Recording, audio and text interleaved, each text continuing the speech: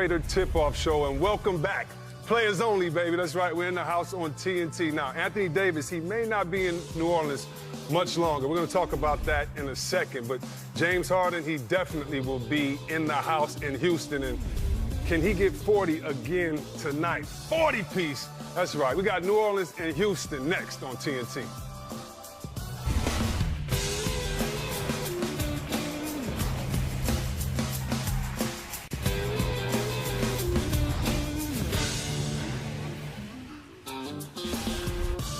What's up, everybody? Welcome back, welcome back. That's right, players only. We're here. We got the same faces and some new additions, but if you don't know the man to my right, then you don't know basketball. That's right, that's the big Shaq, the big everything, Cactus, Nostra, all that stuff, you know. We got California, LA's finest to be exact, when we talk about Baron Davis. And we finally got some class up on the set. Thank you. You know what I mean? And some game. We had to get our girl. I wasn't talking about you, BD. No, I was saying thank you. I thought you were saying you was in class. Sure. Okay, we both in agreement that yes. The great Candace Parker, we welcome you to the set. Thank you for being here with us. We appreciate you. And, you know, let's get right into it. Shaq, you know, your time in Orlando, you were a free agent, or you were coming up for free agency, and you didn't go back to Orlando. You understand sort of what Anthony Davis is going through, not that you asked to be traded. Can you give us a little insight on what you think he's going through, whether you think it was the right move for him to ask to leave, and what do you think he'll go through if he doesn't have the trade for the rest of the season? Well, we all know basketball, and we all know the people that surround him. He had an agent. He's one of those players like we were, really didn't need an agent. We're going to get the max deal regardless. But you had to know and understand that when he signed with Rich Paul and Clutch Sports, knew this was going to happen. You know, he's the type of player who's made a name for himself. He probably wants to play in a big market, and his agent's best friend plays in one of the biggest markets in LA. So we knew this was going to happen. I thought it was going to be done a little bit more quietly, but you know, he's already mentioned that he's not going to sign that 5 for $240. So he said, "Hey, I want to be traded." So now the ball's in the court of the New Orleans Pelicans. Yeah, you can see what we'll see what happens. You can see what he's done here, Shaq. 7 years in the league. This year, he's number 2 in scoring. He's top at blocks, and kind of see just his list. And you and I were talking, Candace, before the game, and you had a little different perspective as far as we were just talking about players and asking out. What do you feel of the situation with AD? Well, I'm all for him saying that he's not going to re-sign with the Pelicans. That's being upfront and being honest. But where it's kind of gray area is asking to be traded in the middle of the season, you know, a week or so before the trade deadline. And I just think from a teammate's perspective, you heard Drew Holiday say, I came here 90%. for 90% yeah. for Anthony Davis. And so just to kind of give that vibe in the middle of the season as a leader of a franchise, that's a tough situation. And BD, of course I understand Anthony Davis, but if I'm New Orleans, I'm like, we all about to lose. I ain't trading nobody. I'm gonna wait to get what I want. What do you think? How do you think the situation gonna play out? What do you see with the situation? I think New Orleans needs to think about New Orleans and start to think about their future, right? You know, here you have a guy who, he ain't coming back. You know, let's face the facts, he's not coming back. You don't have enough with him to keep building, so you should blow it up, get the best offer out there, get some draft picks. The Lakers have great players and talent. You got Boston out there. Everybody's throwing their best at you. Look, assess, take the best offer, and let that man go and do what he got to do. Let me leave this on the table for you guys. Now, we've been in the league a long time around basketball. Anthony Davis got fined $50,000 for his public trade demand. Have y'all ever heard of a player getting fined for saying he wanted to go to another team? No, I've never heard that. No, me either. So we did a little research, me and Underdog. Rudy Fernandez, I really don't know who that is. Play for the Blazers. He played for the Blazers. He played for the Blazers. Blazers. I got to still play? I see a picture. Huh? Does he still play? I mean, it depends on what he say. No, he got fined. And then the other was our boy Nate Robinson. Nate, I just called you. Pick up the phone. I was about to ask Nate why he got fined. Now, you're telling me, out of all that we've heard, that these are the 2 names that got fined, y'all? Tampering. I think the reason why he got fined is the whole, like, you know, he's a superstar in the league. Here they come with the tampering stuff, and so he's just adding fuel to the fire. You know what I mean? So the league, you know, the league. But being players, I could call you and be like, let's hook up. I mean, if we're players, how can I'm not saying it's wrong. He should say whatever he wants. Right. You know what I mean? But I've never seen nothing like this. And again, you had to know when he signed with Rich Paul, this was coming. Yeah. Everybody knew it was coming. I agree. The play was totally telegraphed on that side. From a franchise standpoint, like in terms of trying to attract other free agents, you're going to file an investigation against one of your players?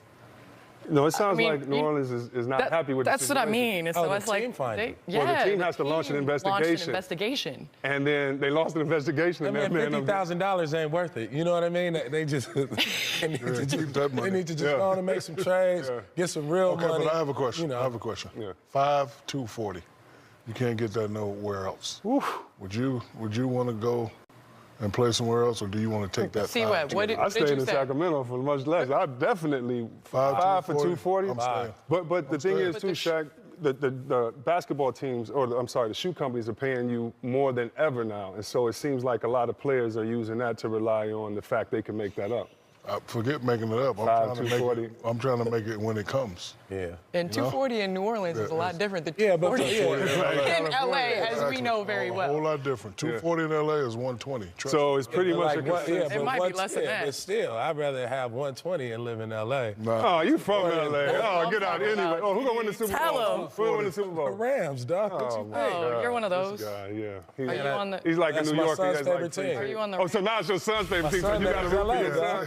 Anyway, check it out. As we go to break, All-Star Weekend is coming up, and here's a look at the Friday Rising Stars roster. Now, it's presented by Mountain Dew Ice. Now, first we have the World Team, and let me see. I know all those guys on that team. Lauri Markkanen, one of our favorite players. You know what Doncic could do. Aiden, he's from the Bahamas. Ben Simmons, he is from, where's Ben Simmons from? Australia. Yeah, there we go. And, hey, BD, you know my man from Brooklyn's name right there?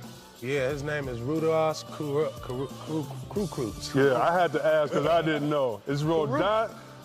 Dang, now I just spelled it. I can't even say it. Anyway, let me go to the next one. I can't even read it. I spelled it out myself. The USA, you got De'Aaron Fox. Who you like seeing on this roster, BD? All of them. De'Aaron Fox, Tatum, Kuz, Trae Young. I'm going to go with my guy, De'Aaron Fox. Too fast for everybody else. I'm going to go with Jason Tatum. Okay. I got my young boy Bagley. Right. Wow, we smoking. How about the Kings and the Brooklyn Nets have 2 players for each team, and the Lakers, when you look at Kuzma and Alonzo Ball. We're going to love checking out that game. What's up, Jan Jackson? I played with your pops. He was a hog. Don't you be a hog like him. We'll be back. No, I'm just messing. What's up, Jan? We'll be back with more Players Only in a minute. The LA Lakers begin the night 9th in the Western Conference, 6-10 since LeBron James went down. Currently just a game and a half back of the, not even cross town. They're co-tenants. The LA Clippers, they're at Staples Center. That's where we find Sean Powell from NBA.com ahead of the Laker-Philadelphia 76er game tonight. Hello, Sean. Good to have you with us as always. First off, the Pelicans obviously will have final say where Anthony Davis goes if and when they trade him. But it is widely assumed that Rich Paul, the agent that AD shares with LeBron James, is orchestrating a move to the Lakers. How deep does Davis mania run in Los Angeles right now? Well, people here are understandably excited, none of which, by the way, is being expressed by the Lakers because that would be tampering, right? Of course, we can't have so that. They don't want to give that kind of appearance, so it's kind of muted. But, you know, I wonder about how much of a distraction it is for Alonzo Ball, Kyle Kuzma, Brandon Ingram.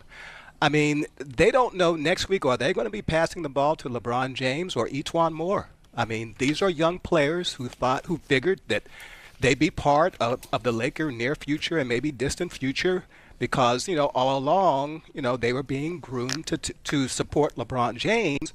And all of a sudden, it looks like the Lakers have veered over into the express lane. Right. And you wonder whether or not they're going to sacrifice some of their youth for Anthony Davis. I can't see how they can't. And already you've got Lonzo Ball's people getting out to the media that he would prefer to go to a team without an established point guard. Everybody's jumping into the middle of this thing. LeBron James will miss his 17th straight game tonight. Two-part question here. How close is he to coming back? He's been practicing for a few days now. And secondly, what do the Lakers feel like they've learned about some of these other young players who they saw a lot the last couple of seasons but have had a chance to see over this extended run without the king on the floor? Well, LeBron will probably return for the Clippers. I mean, he's been back. His practices have been limited. He had limited contact in his last practice, but, you know, reported no pain or anything that would give the Lakers any kind of indication that he's not on the right path. I would think that playing against the Clippers would be a good warm-up for the next game, which is going to be in Oakland against the Warriors. Of course, that's where this terror happened in the first place on Christmas Day when he got hurt. But as far as the young players, I think it's been a mixed bag. Suddenly the Lakers see they have a good young center in Zubac. I mean, he's played very well for them. Brandon Ingram has, been hot and cold. Lonzo, of course, got hurt, so we don't really know the complete picture there. And Kyle Kuzma has done well as far as being a primary scorer. But again, I mean, when LeBron comes back, that changes everything. So whatever they saw without LeBron really doesn't mean that much, because when LeBron comes back, he goes back to controlling the ball, and all of a sudden the system is different. Sean, Philadelphia is a team that actually benefited from a superstar asking to be traded. They traded some young depth to get into that situation with Jimmy Butler. How are they feeling now about the fit of Jimmy and Joel, and what does it sound like for them in terms of just their progress to this point? I would say it's probably still a work in progress. Everyone's still trying to figure out their roles. I know Jimmy Butler had that little hiccup there where, he had to talk to the coach about his role. And all this is, ongoing. But the good news is that they still have another 25, 30 games to get it really right. I think they have a lot of confidence going into the post-All-Star break. They feel that there is cohesion. Of course, once the playoffs begin and, you get into a little bit of trouble and then all that goes out the window. But I think right now that the Sixers feel good about themselves. I think they would love to have an additional shooter. Now, whether or not they can pull something like that off at the trade deadline without parting with any of their nucleus remains to be seen. But I think when you look at this team right now, if they would just have another shooter on the floor like they had last season, then, I think that they'd be something to, a team to watch. I remember last year they picked up Marco Bellinelli and Ersan Ilyasova, both stretch guys for virtually nothing as just buyout guys. Unlikely to be able to do that 2 years in a row. Sean Powell with us from Los Angeles ahead of the 76ers and Lakers. Appreciate the time, Sean. We'll talk to you soon. Okay, thanks, guys. Guys, take me into the Laker locker room with all these young players who are obviously potential trade targets now with this Anthony Davis thing out there, whether it's next week, over the summer, etc. It's easy to say, it's a part of the game, it's a business, etc. But these are a lot of young guys who haven't been through this before. I honestly believe that there were X number of players in that locker room that never gave a thought for a while that this could ever happen. I mean, they were on the Lakers. Wow, I'm with the Los Angeles Lakers. And then, wow, LeBron's here and he wins championships. Right. I have a chance to be on a run. And think about them. If their agents didn't caution them, they may have invested in a home in the LA area, thinking I'm going to be here the next 3, 4, 5 years for sure. And now all of a sudden the reality of this comes out when they're looking and seeing all the packages that people are putting together. And, that's my name in there. Right. I could be out of here. Hits you all of a sudden, doesn't it? Yeah, it's fascinating. I actually think because so many of those kids have agents that would have explained to them that the timeline has changed once LeBron got there, to some degree, many of them have probably been waiting for the other shoe to drop. And I think it's possible that this is something that doesn't take them by surprise. I think it's something that many of them have realized is a possibility. And what's been significant for them, I think, is because of LeBron's absence, and you talked about this with Sean, they've been able to do what they do a little bit more and have sort of a freedom out there that they can just go play and every possession isn't going to be judged. I think it's easier to play in that environment. So they've gotten to showcase themselves a little bit. I think Lonzo Ball's camp coming out with word that he would not be comfortable in a certain situation speaks to the fact that this is a topic in that locker room and has been for quite some time. And by the way, that's just the camp getting ahead of things and doing its job, right? You signal to whoever who's listening.